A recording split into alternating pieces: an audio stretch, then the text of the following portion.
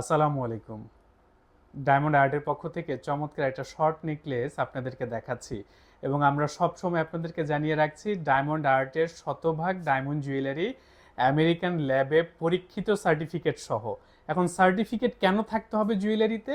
কারণ আপনি গোল্ড কেনার সময় যেমন 18 ক্যারেট, 21 ক্যারেট, 22 ক্যারেটের হলমার্ক দেখে গোল্ডের কোয়ালিটি বুঝে থাকেন।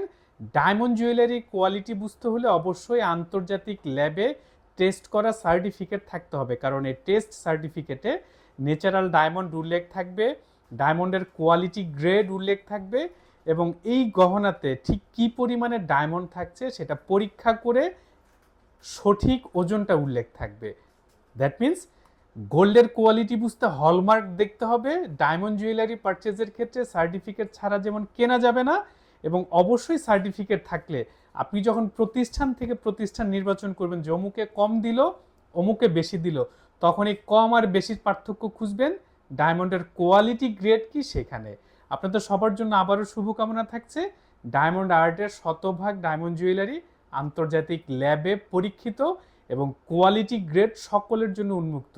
মূল্য জানতে সরাসরি স্ক্রিনশট নিয়ে ইনবক্স করুন।